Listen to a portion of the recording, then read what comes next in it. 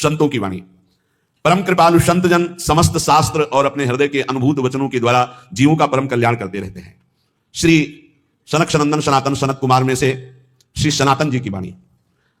परम मुनि परमहंस श्री सनातन जी हर समय 5 वर्ष की अवस्था में रहते हैं और कोई वस्त्र नहीं धारण करते। दिगंबर, दिग माने दिशाएं ही जिनकी अंबर अर्थात नग्न अवस्था में रहते हैं। ये वर्णन करते हैं कि एकादशी व्रत को हरितोष व्रत कहते हैं। भगवान की प्रसन्नता के लिए, हरिजू की प्रसन्नता के लिए एकादशी व्रत रहा जाता है। प्रायः समस्त वैष्णव जन रहते हैं। जो रसिक जन प्रियाजू के चरणों के अनन्य हैं, उनका एक ही व्रत है, श्यामा श्याम की 8 पहर उपासना करते हुए अपनी मन वृत्ति को श्यामा श्याम में समर्पित करना। यहाँ ज्ञान ध्यान व्रत कर्म जिते सब काहू में नहीं मोहि प्रतीति, रसिक अनन्य निशान बजायो एक श्याम श्यामा पद प्रीति। पर जो एकादशी व्रत रहते हैं परम धन्य है, वो हरितोष व्रत है। अब एकादशी व्रत का नियम क्या है और कैसे एकादशी व्रत का फल मिलता है, कई बार चर्चा हुई। बहुत सुंदर तस्मा शास्त्रम प्रमाणम थे, शास्त्र प्रमाण के अनुसार श्री सनातन मुनि बोल रहे हैं, अतते नियमान वच्मि व्रते ह्रस्मिन् दिनत्रये कास्यम मानुषम मसूरान्नम चणकान को द्रवास तथा शाकम मधुपरान्नम च पुनर्भोजन मैथुने दशम्याम 10 वस्तूनि वर्जयेत वैष्णव सदा। जिसे एकादशी रहनी हो और एकादशी का फल प्राप्त करना हो, उसको ये नियम पालन करना चाहिए। अतते नियमान वच्मि व्रते ह्रस्मिन् दिनत्रये, उसको 3 दिन, एक तो दशमी और एक द्वादशी और फिर बीच में एकादशी, उसको 3 दिन संयम में रहना होता है, तब बीच की एकादशी का उसे फल प्राप्त होता है। जिसे एकादशी व्रत रहना हो, उसका नियम है कि दशमी के दिन कांसे के पात्र का त्याग करें। वैष्णव सिद्धांत है कि कभी जिसमें मांस बना उस रसोई का भोजन न ग्रहण करें। मसूर की दाल, चना की दाल, कोदों और कोई भी शाक, शहद, दूसरों का अन्न, दोबारा भोजन और मैथुन, ये दशमी के दिन त्याग दें। एक बार दशमी के दिन भोजन करें 24 घंटे में, क्योंकि एकादशी रहना है। कांसे का पात्र, जिस रसोई में मांस बना उसके भोजन का त्याग, मसूर की दाल, चना, कोदो, शाक, मधु अर्थात शहद और दूसरे के द्वारा दिया हुआ भोजन और दोबारा भोजन और मैथुन क्रिया, इनका दशमी के दिन कभी भी प्रयोग ना करें। इन 10 वस्तुओं से वैष्णव दूर रहे दशमी के दिन। फिर एकादशी के व्रत में, ये पीछे तो हम वर्णन कर ही चुके हैं, कहीं नहीं आया यहाँ कुटू का वो कचौड़ी पकौड़ी और सिंघाड़ा का हलवा और सब ये दुनिया के खीर और सब। ये एकादशी के दिन किसी भी तरह की गेम आदि क्रीड़ा ना खेलें। जैसे अब आज व्रत है तो बैठे हैं अपना मोबाइल में गेम खेल रहे हैं, ऐसा कोई भी क्रीड़ा नहीं। द्वित क्रीड़ा, किसी भी तरह का गेम, ये सब खेल नहीं। द्वित क्रीड़ाम च निद्राम च तांबूलम दंत धावनम परापवादम पैशून्यम स्तेयम हिंसाम तथा रतिम कोपम हृणत वाक्यम च एकादश्याम विवर्जयेत।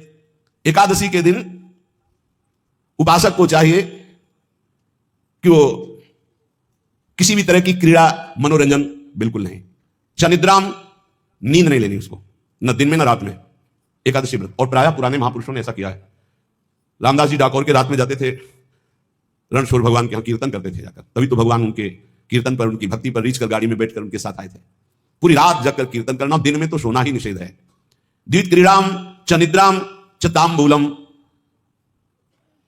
पान खाना निषेध है एकादशी को, बिल्कुल नहीं, जो व्रत रह रहे हैं। और दंत धावनम, वृक्ष से तोड़कर जो दतून की जाती है एकादशी के दिन नहीं।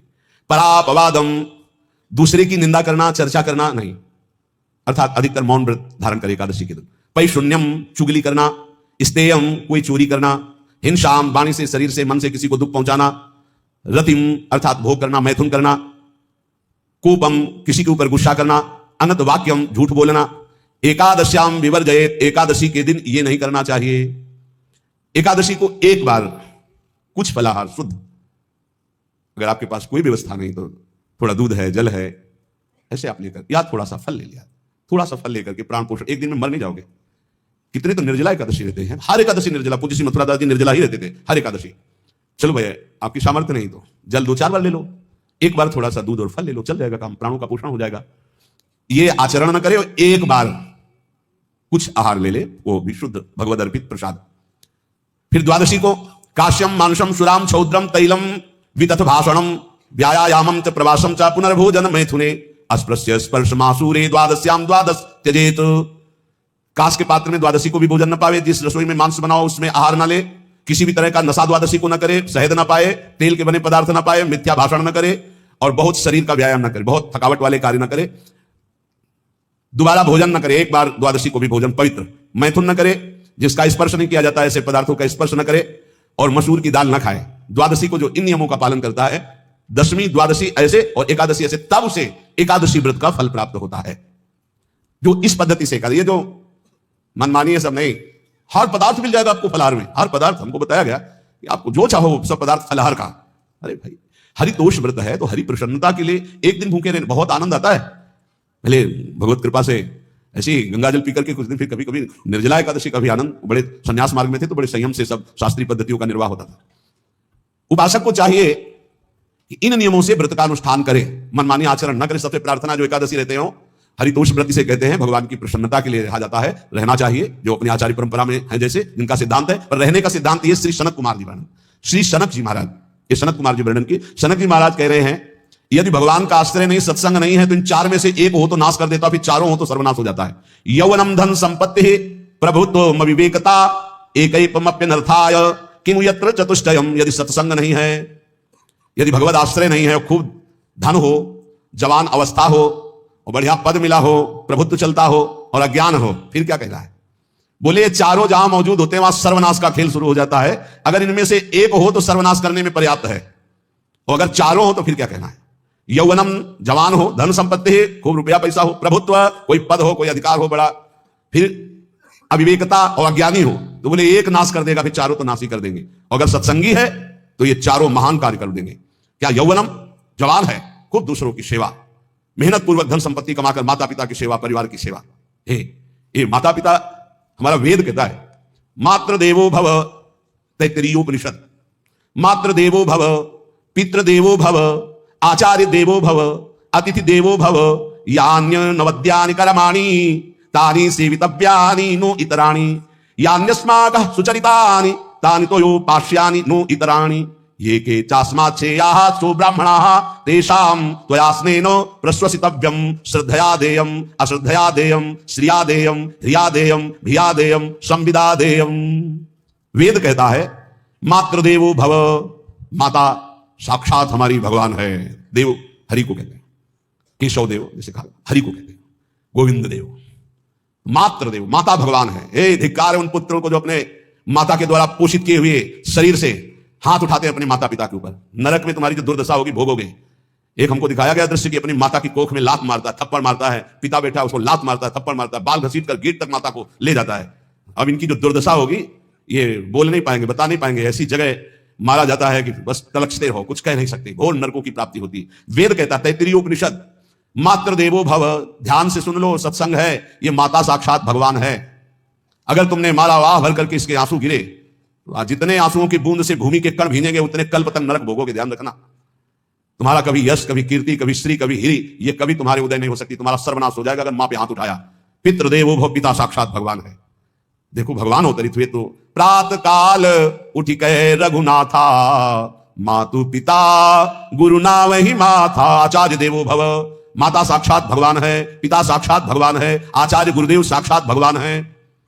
जो अपनी माता को, अपने पिता को दुख देता है, अपने गुरुदेव की अवहेलना करता है, उसका कभी मंगल हो सकता है? वो कभी सुख प्राप्त कर सकता है? वेद कहता है जो निर्दोष कर्म करते हुए धन कमाकर, कैसा कर्म? निर्दोष कर्म करते हुए धन कमाता है और उस धन से अपने बूढ़े माता पिता और गुरुजनों की सेवा करते हैं, जीवन धन्य है।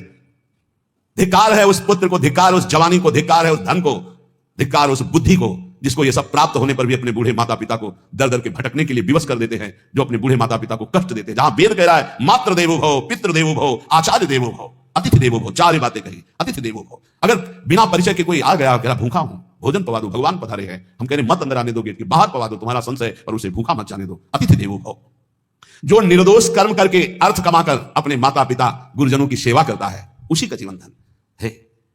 पशुवत आचरण, मनुष्य शरीर प्राप्त करके राक्षस आचरण, राक्षसों की यही पहचान होती है। मां नहीं मातु पिता नहीं देवा, साधुन ते करवा वही सेवा। तुम्हारे जो पुण्य है ना सब भस्म हो जाएंगे, आप खिलवाड़ मत समझो। वो विरक्त है, भले तुम्हें नौजवान दिखाई दे रहा है, वो शरणागत है, जो आचार्य ने मंत्र दिया वही गुरु परंपरा से चला रहा है, वही मंत्र उसमें। आप उसको बोल रहे हमारे लिए कुर्सी डालो, पैंट शर्ट पहने हो, कुर्सी डाल। हाँ, आप असमर्थ हो तो हाथ जोड़कर प्रार्थना कीजिए कि बैठने में हमारी टांग टूट गई है, हम बैठ नहीं पा रहे हैं, क्या व्यवस्था हो सकती है? क्या याचना इस कोटि की? आदेश, बाबा जरा कुर्सी लाना, बाबा तो कुर्सी रख देंगे, आप उनको तुम भिक्षुक समझते हो, सारे सुकृत तुम्हारे नष्ट हो जाए। ये जो संतों के द्वारा दिए हुए आसन में अयोग्य पुरुष बैठ जाते हैं ना, इनके सारे सुकृत नष्ट हो जाते हैं। क्या समझते हैं? तुरंत आसन दिया जाता है किसी, आओ आसन को प्रणाम करके समेट कर रख दो। अगर आसन में बैठने की योग्यता, आसन में बैठने की योग्यता उसकी मानी जाती है जो सामने बैठा है, उस स्थिति का हो या उससे श्रेष्ठ हो। बहुत होश में ये बातें सत्संग में ही मिलती है और अन्यत्र नहीं मिलती। आसन बिछाने का मतलब तुम कोई महान नहीं हो गए हो। अपने में दैन्यता नहीं तो वैष्णव किस बात के? आसन ग्रहण वैसे ही बिछा हुआ है, उसके ऊपर आसन लगा हुआ है गुरुजनों के लिए, श्रेष्ठ जनों के लिए। आप आसन में बैठने के अधिकारी है। सत्कर्म के द्वारा कमाए हुए धन से मातृदेवो भव पितृ, हम बार बार चिल्ला के कह रहे, क्योंकि कलयुगी इन पुत्रों को अब समझ में नहीं आ रहा। जो बोओगे वही काटोगे। अगर आप अपने पुत्रों को शत अध्यात्म की शिक्षा देंगे और स्वयं अध्यात्म से चलेंगे तो तुम्हारा बुढ़ापा ठीक से जाएगा नहीं। बुढ़ापा बहुत मुश्किल से कटता है, बहुत मुश्किल से। हाँ, हमें कई दृश्य देखने को मिलते हैं। बता रहे एक बार बिंदौर इधर है, इच्छावर फतेहपुर, वहां से भ्रमण करते यार, बड़े मकान से वयोवृद्ध भागते हुए आए। स्वामी जी बहुत कष्ट में हो। क्या कष्ट है आपको? आप तो महल से उतर रहे हैं। ये किसका है? बोले मेरा ही है। उनका कष्ट क्या है? बोले 4 लड़का है, 4 बहू है, सब खाते पीते हैं, मैं बहुत कष्ट में हूँ, सब कोई अपमान करता है। निकलो फिर बाबा जी बनो, भजन करो, भगवान के मार्ग का अनुसरण करो। चौथी अवस्था है। बोले ये तो नहीं हो सकता, रहूंगा तो यही कुछ ऐसा कर दो कि जिससे हमारे बच्चों की बुद्धि बदल जाए, जो हमको पीटते हैं, गाली देते हैं। हमको वो जादू तो हम जानते रहे और चल पड़े। और बड़ा अंदर से चिंतन हुआ कि जीव कितना आसक्त है।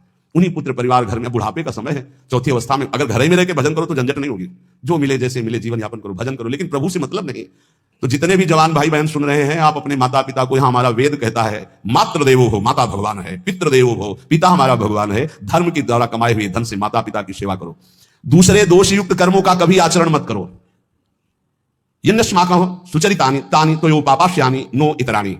सुंदर आचरण करो जो महापुरुषों के द्वारा विधान किए गए हैं। पाप आचरण कभी मत करो।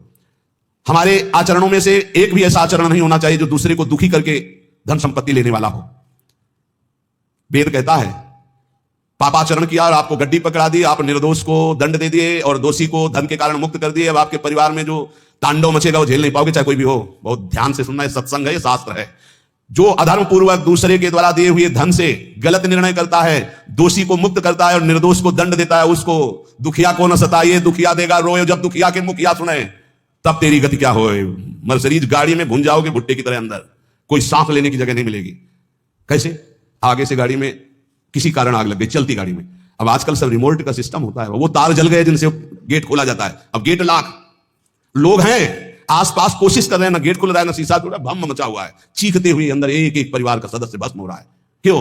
किसी के परिवार को उजाड़ा तुमने, किसी के निर्दोष की तुमने दंड विधान किए हैं, पापाचरण किए, भोगना पड़ेगा। इसीलिए बार बार तुम्हें भयावह शब्दों से कहते हैं कोई तुम्हें दंड नहीं देगा, तुम्हारे कर्म हर समय तुम्हारी खोपड़ी में सवार वही तुम्हें दंड देंगे। इसलिए हमारा वेद कहता है यन्यस्माकं सुचरितानि तानि तोयो पापास्यानि नो इतराणि। जिसमें महापुरुष विधान किए हैं कि यह आचरण करो वो सुकृत है, और जिसे मना करते हैं ऐसे पापाचरण मत करो, कभी दूसरे का अहित मत करो। जो कोई भी हमसे श्रेष्ठ गुरुजन है उनका आदर करो, उनको आसन दो, उनको विविध पदार्थों से सुख पहुंचाओ, विश्राम कर लेने के बाद वार्ता करो। श्रद्धा पूर्वक माता पिता गुरुजन अतिथि इनकी सेवा करना परम धर्म है।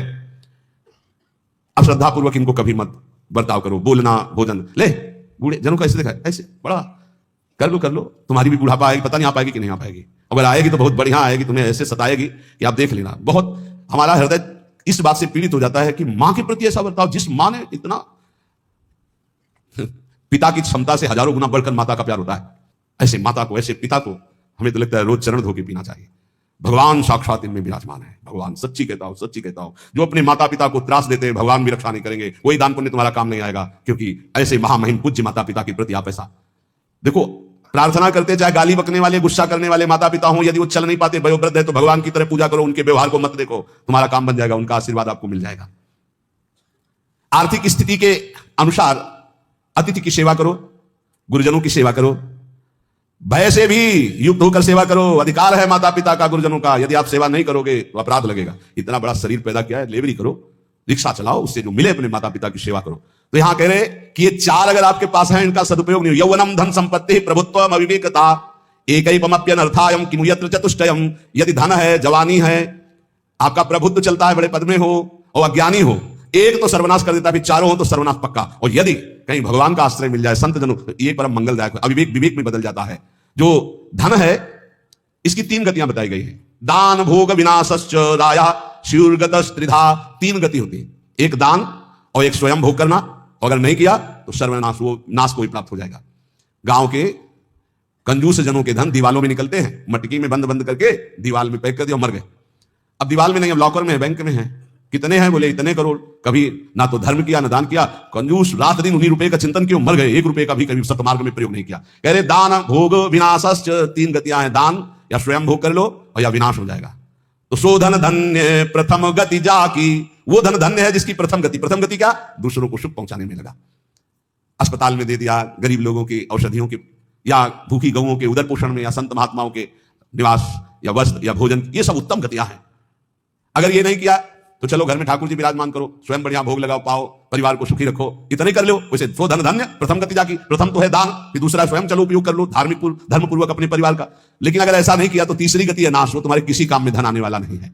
जो ना दान करता है ना भोगता है उसका नाश हो जाता है। अरे भाई, वृक्ष से ही शिक्षा लो, दूसरों के लिए ही होता है, तो तुम मनुष्य बनकर क्या दूसरों का परोपकार नहीं कर सकते? यदि तुम जवान हो, तुम्हारे पास धन है, प्रभुत्व है, विवेक है, तो तुम पूरे राष्ट्र की सेवा की भावना जागृत करो। समाज में ही भगवान विराजमान है। ये मानवा हरि कथा श्रवणास्तदोषा कृष्णांगी पद्म भजने रत चेतनाश्च ते वै पुनन्ति च जगन्ति शरीर संगात संभाषणादपि ततो हरिरेव पूज्यः। एक तो ये बताया, दूसरा बताया कि ये महाधन्याति धन्य होते हैं। एक तो होते जवान है, रुपया पैसा खूब कमा रहे हैं, बड़ा प्रभुत्व है, अविवेक है तो नाश कर देगा, और विवेक है तो इन्हीं का सदुपयोग हो जाएगा। एक है जो सबसे हटकर है, ये मानवा हरि कथा श्रवणास्त अधोषा, जो रात दिन नाम जप करते हैं, भगवान की चर्चा करते हैं और सुनते हैं, और अदोषा, वो सारे दोषों को अपने मिटा चुके हैं। कृष्णांगी पद्म भजने रत चेतनाश्च, निरंतर अपने चित्त को प्रभु के भजन में डुबोए हुए हैं, प्रभु के चरणों के ध्यान में अनुरक्त किए हुए। उनका क्या प्रभाव होता है? बोले तैवई पुनन्ति च जगतंति शरीर संगात। ऐसे महात्माओं का यदि शरीर है प्रकट में, तो उस शरीर से स्पर्श करके वायु जिस जिसको छूती है वो पाप रहित हो रहा है। जो उनके दर्शन करते हैं वो पाप, संत दरस जिमि पातक तरही, संतों के दर्शन मात्र से पाप नष्ट होते हैं, उनके शरीर के स्पर्श से पाप नष्ट होते हैं। संभाषणादपि ततो हरिरेव पूज्यः, यदि उनसे संभाषण करने को मिल जाए तो बोले वो इतना पवित्र हो जाता है कि भगवान उनमें वास करने लगते हैं। हरिदेव, हरि उसमें विराजमान है, हरि ही है, ऐसा वो पूज्य हो जाता है। यदि जो नाम जप कर रहे हैं, जिनका चित्त भगवान के चिंतन में है, जो कथा भगवान की चर्चा कर रहे हैं, जो भगवान की चर्चा सुन रहे हैं, अदोषाः, जो समस्त दोषों पर विजय प्राप्त कर चुके हैं, ऐसे मानवाः पुनन्ति च जगतन्ति, वो पूरे जगत को पावन करने की सामर्थ्य रखते। सतरते सतरते सा लोकाम तारयति मम भक्ति तो घोरम पुनातु, वो लोक के लोक पावन कर देते। कैसे? उनके शरीर से स्पर्श की हुई वायु दूसरों के पापों का नाश, उनका दर्शन दूसरों के पापों का नाश, उनका संभाषण दूसरों के पापों का नाश। यदि संत संग मिल गया तो निश्चित हरिदेव ही, वो भगवान से ही मिल रहा है, क्योंकि वहां भगवान जागृत है सबके हृदय में, पर भगवान शयन कर रहे हैं, माया का पर्दा लगाए। संत के हृदय में भगवान पर्दा रहित होकर जागृत हो चुके हैं। उनके दर्शन से, संभाषण से, स्पर्श से निश्चित परम कल्याण इस जगत का होता है। कौन भगवान? भगवान किसे कहते हैं? तो बोले सनंदन मुनि बोल रहे हैं। सनातन जी की सुना, एकादशी व्रत पर बोले, और अभी तक सनक जी बोले। अब सनंदन जी कह रहे, ऐश्वर्य समग्रस्य धर्मस्य यशसः श्रियः ज्ञान वैराग्ययोश्चैव शरणां भग इति ऋणा। संपूर्ण ऐश्वर्य, संपूर्ण धर्म, संपूर्ण यश, संपूर्ण श्री, संपूर्ण ज्ञान, संपूर्ण वैराग्य, ये 6 जहां विराजमान है भग, उन्हें भगवान कहते हैं। ये पूर्ण रूप से भगवान में ही विराजमान है, और जिसमें ये सामर्थ्य है उसे भगवान कहते हैं। उत्पत्ति प्रलयम चैव भूतानामा गतिम गतिम वेत्ति विद्याम अविद्याम च सवाच्यो भगवान इति। जो सबकी स्वयं अपने संकल्प से उत्पत्ति करता है, उत्पत्ति करने वाले ब्रह्मा जी की भी जो उत्पत्ति का कारण है, जो अपने ही बल से सबका विनाश कर देता है प्रलय, और जो सबका पालन करता है उसे भगवान कहते हैं। जो आवागमन तथा विद्या अविद्या इसका स्वामी है उसे भगवान कहते हैं। जो संपूर्ण ऐश्वर्य, संपूर्ण धर्म, संपूर्ण यश, संपूर्ण श्री, संपूर्ण ज्ञान, संपूर्ण वैराग्य और उत्पत्ति पालन प्रलय का स्वामी, जो विद्या अविद्या आवागमन जिसी के इशारे से होता है, वही है भगवान, वही सबका भगवान है। इसलिए जो उपासक भगवान की आराधना करता है वो ये देखे, सा एवाधस्तात् वेद, सा उपरिष्टात्, सा पश्चात्, सा पुरस्तात्, स दक्षिणतः, स उत्तरतः, स एवेदः सर्वमित्यथातो अहंकार देश एवाहमेवाधस्तादः मुपरिष्टादहं पश्चादहं पुरस्तादहं दक्षिणोतोः उत्तरोतोः मे वेदः सर्वमिति। वो जो भगवान है कहाँ है? बोले सा एवाधस्तात्, सा उपरिष्टात्, वो नीचे है, वो ऊपर है, वो पीछे है, वो आगे है, वो दाहिने भी है, वो बाएं भी है, और वही ये सब कुछ है जो देख रहे हो, केवल भगवान ही भगवान है। बोले जो ऐसा देखता है उसका अहंकार भगवान में लीन हो जाता है। अब वो देखता है मैं ही नीचे हूं, मैं ही ऊपर हूं, मैं ही पीछे हूं, मैं ही आगे हूं, मैं ही दाहिने हूं, मैं ही बाएं हूं, मैं ही सब कुछ हूं, मैं ही मैं, अहम ब्रह्मास्मि। 2 भाव बताए। एक भक्त जो भगवान को सर्वत्र देखता है, और एक जो अपने अहम को भगवान में स्थापित कर देता है भेदभाव से, वो अपने आत्मस्वरूप को देखता है। जिसने ऐसा भगवान का अनुभव कर लिया कि आगे पीछे दाहिने बाएं ऊपर नीचे हर समय मेरे श्री भगवान है, तो न पश्यो मृत्युम, इसका फल है पश्यति न रोगम नोत दुखाताः सर्वाः पश्या पश्यति सर्वमाप्नोति सर्वस इति। बोले उसको किसी भी प्रकार का रोग दुख नहीं दे सकता जो ये देखता है सा एवाधास्तात्, सा उपरिष्टात्, सा पश्चात्, सा पुरस्तात्, सा दक्षिणा, सा उत्तरा, उत्तर में दक्षिण में ऊपर नीचे दाएं बाएं हर समय मेरे प्रभु हैं। केवल प्रभु को देखता है तो न पश्यो मृत्युम, मृत्यु की ताकत नहीं कि उसकी तरफ देख सके। ध्यान देना, ना तो उसे मृत्यु परेशान कर सकती, दुख नहीं। हम आपको कई बार बोले कि महाभागवतों का शरीर कैसे छूटता है, जैसे बड़े गजराज के गले से मल्ली की माला, मोगरा देखते छोटी छोटी कली, कब टूट के गिर गया पता ही नहीं चला। ऐसे जन्मत मृत्यु साधु कोई भक्त को नहीं व्यापता। बोले ना तो वो मृत्यु, ना पश्यो मृत्युम पश्यति मृत्यु, ना रोगम, बड़े से बड़ा रोग उसको परास्त नहीं कर सकता। ये इसका फल है जो हर समय भगवान में स्थित है। नोत दुखाताहा सर्वाहा पश्यः पश्यति सर्वमाप्नोति सर्वस इति, वो सबको भगवत स्वरूप देखता है। अतः वो भगवान में प्रतिष्ठित, ना उसको मृत्यु छू सकती, ना रोग छू सकता है, ना किसी तरह का दुख छू सकता है। यही प्राप्त करने के लिए रोज चर्चा होती है। ऐसी ऊंचाई पर चढ़ जाओ कि कोई भी रोग, कोई भी शोक, मृत्यु, नाना प्रकार के विकार तुम्हें विचलित ना कर पाए। वो स्थिति है भगवत स्थिति, भगवदाकार। रात दिन प्रभु का भजन करते और देखते कि चारों तरफ से हरि मुझे घेरे हुए, जैसे प्रहलाद जी देखते, उसको कोई भय नहीं, कोई दुख नहीं, कोई रोग नहीं, कोई शोक नहीं। ये कैसे होता है? बोले आहार शुद्धौ सत्व शुद्धि सत्व शुद्धौ ध्रुवा स्मृति स्मृति लंबी सर्व ग्रंथि नाम विप्रमोक्ष।